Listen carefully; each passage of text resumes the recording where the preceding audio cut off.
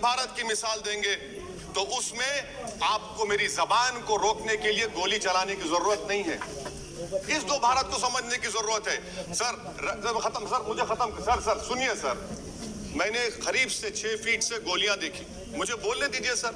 हो सकता है कि कल दिन ना देखूं मैं, अगर मैं यहां पर नहीं बोलूंगा तो कहां बोलूंगा सर? आप मुझे प्लीज बोलने दीजिए सर। मैं आपसे गुजारिश ये करना चाहूंगा कि आप हरिद्वार में, रायपुर में और इलाहाबाद प्रयागराज में मेरे बारे में क्या कहा कि आपके नाईबी की रिपोर्ट है ना, आप क्यों छुपा रहे उसको? देखिए, मैं मौत से नहीं डरने वाला हूं, हम सबको जाना है इस दुनिया से, बल्कि मैंने कह दिया कि मैं इस वतन में पैदा हुआ, मेरी माँ की कोख से तो जमीन पर लिटाया गया। जब मेरी आंख बंद हो जाएगी तो इंशाल्लाह औरंगाबाद की जमीन में दफनाया जाएगा। मगर मैं आपसे अपील करना चाह रहा हूं सरकार से सर, कि जो कुछ बातें की गई उसको देखिए। मैं जेड कैटेगरी सिक्योरिटी नहीं चाहिए मुझे, मैं हरगिज नहीं चाहिए मुझे। मैं 94 से पॉलिटिक्स में हूं, मैं आजाद जिंदगी गुजारना चाहता हूं। मैं घुटन के साथ जिंदा नहीं रह सकता इस दुनिया में। मुझे जिंदा रहना है तो अपनी आवाज उठाना है, मुझे अब जिंदा रहना है तो सरकार किसी के उनके खिलाफ बोलना है, और अगर गोली लगती है तो मुझे कबूल है, मगर मैं घुटन की जिंदगी नहीं गुजार सकता सर। मेरा मानना यह है कि संविधान में अगर देश के गरीबों को, मजलूमों को, अल्पसंख्यक समाज को सिक्योरिटी मिलेगा तो मुझे मिलेगी। आपकी चिंता हमें है ना सर, आप सिक्योरिटी दे रहे हैं आपको नहीं सर। देश के गरीब बचेंगे तो मैं बचूंगा। ओवैसी की जान इखलाक पीलू से बढ़कर नहीं है सर।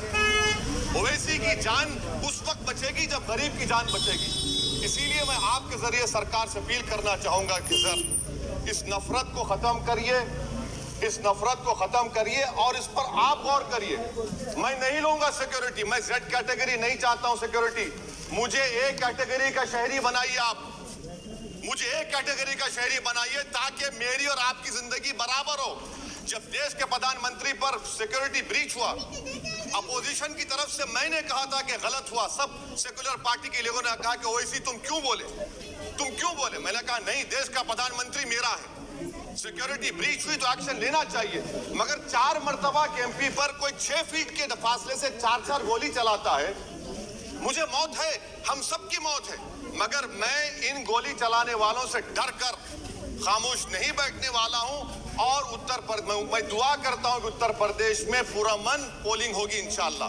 उत्तर प्रदेश की जनता गोली चलाने वालों का जवाब बैलेट से देगी, नफरत का जवाब मोहब्बत से देगी, और कमजोरों को दबाने का जवाब हिस्सेदारी से देगी। मेरी आपसे गुजारिश है सर कि मुझे जेड कैटेगरी नहीं चाहिए, मैं रिजेक्ट करता हूं।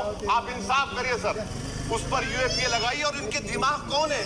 2 लोग रेकी करते हैं, उनको मालूम कि मैं मीरठ की ठोर से आ रहा हूं उस टोल गेट पर, और 6 फीट के फासले पर गोली चलाते हैं। तो आप देख लीजिए सर, आप सरकार के हवाले, अगर आप इंसाफ करना चाहे आप इंसाफ कर सकते, मगर रेडिकलाइजेशन आपको नुकसान पहुंचाएगा और इससे राइट विंग टेररिज्म बढ़ेगा। शुक्रिया सर।